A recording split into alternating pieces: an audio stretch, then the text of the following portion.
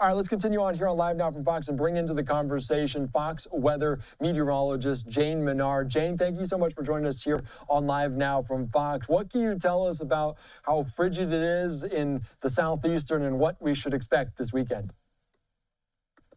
Oh, let me tell you, I mean, it's cold now, and it's dangerously cold, especially for the hundreds of thousands of folks that are still without power across parts of northern Louisiana, Mississippi, up into Tennessee. So that's still a growing concern as we head into this weekend. But of course, as the chatter goes, right, with one storm exiting, here comes the next. And I've got Wilmington, North Carolina up here because we are looking at a nor'easter that is expected to develop as we head into this weekend. There are a couple questions that we still need to iron out the details to before we give a full and complete answer to how this plays out. But we're locking in the forecast for spots like North Carolina, eastern North Carolina, Wilmington, where yes, we do in fact have snow on the way. So what's going on? Well, this extreme cold is set to move into the weekend, and it's going as far south as the Sunshine State. Come Sunday morning, we're talking record low temperatures as far south as Miami-Dade County, and could be challenging records down there from the early 1900s. We're talking below 32 degrees, wind chills that could be in the single digits, in the teens across the Sunshine State. So with a cold air mass like that locked into the eastern seaboard, well, we have this big trough. And with this trough that's going to spread that cold air south, this upper level low transfers down to the surface. That off the mid-Atlantic coast is where our storm is expected to develop. Now, it's going to develop quickly. It is going to strengthen quickly. And because we have higher confidence in winter impacts from the eastern Carolinas up into Virginia, it has a lot to do with just proximity, and also too knowing the fact that yes, at that point in time, models have a very good handle on that this storm is going to happen. With that storm closer to the coast, of course, that's something that we're going to be watching as we look downstream. The farther away this low tracks as it goes up to the northeast from New England, the lower the impacts will be. But we still don't know exactly if the storm is going to track in that direction. Trends have been in that direction, that you can see the confluence of our models in pretty high agreement that we have this powerful coastal low developing off the Carolinas. So that's what brings the big snow footprint for eastern North Carolina into eastern Virginia, big wave and wind impacts across parts of the Outer Banks into the Delmarva.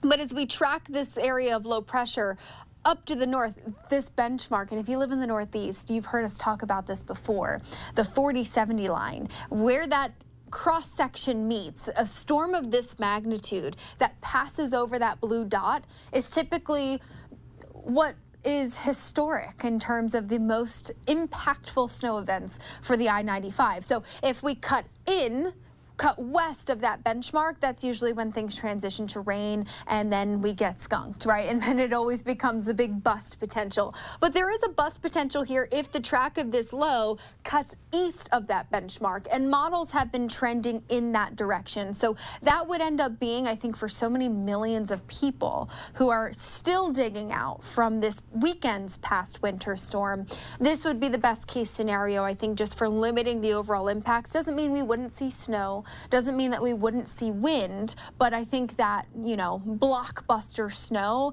that window is starting to dwindle for our major cities on the I-95, though we're going to keep our eyes on eastern New England, coastal Mass, where we could still sneak in there, perhaps a decently plowable snow and some pretty powerful wind. But there it is, our first snow forecast for this weekend nor'easter with the bullseye in the Carolinas. The proximity of that area of low pressure, the quicker it develops, the stronger it becomes. We're talking some pretty hefty snow bands for Raleigh, perhaps over to the Outer Banks, upwards of 8 to 12 inches Saturday through Sunday. This is a quick mover. So by Monday, this is going to be up and out of here, but still will leave its mark for the eastern seaboard. And Jane, it's so fascinating to look at some of these models, and obviously it has come so far along the technology for this, but it's interesting. You look at that 40-70 mark, and if it goes obviously a wayward from there, we might not get as much snow.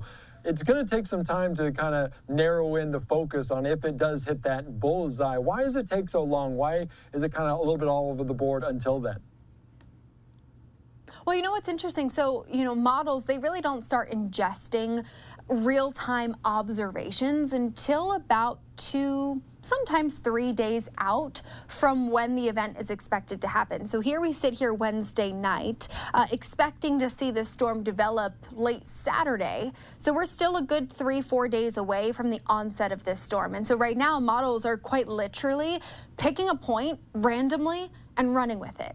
And so there's still some credence to it, but it's really once we start ingesting that real-time observation data, which, by the way, comes from like airplanes and dropsondes from the National Weather Service. Once we get those real-time readings from the atmosphere for models to start to latch onto and do some real-time forecasting, that doesn't happen until about 3 days out, which is why I always say, trust us here at Fox Weather with your Fox Weather app, but really make sure you're zeroing in on that 3-day forecast, because that's where we have the highest confidence and certainty.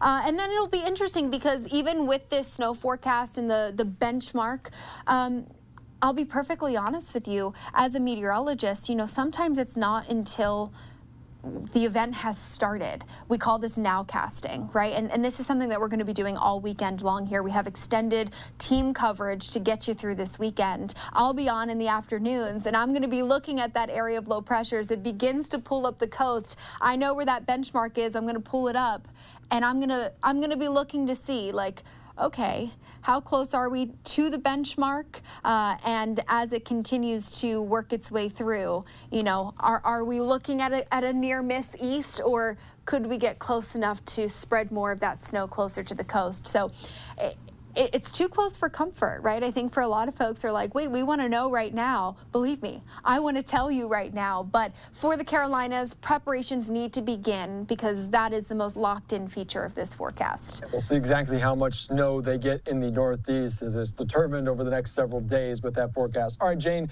thank you so much. I appreciate your time. Do great work over there at Fox Weather. Thank you to all you and your colleagues do. We'll talk again very soon. We'll talk soon. We'll be here. All right, thank you so much.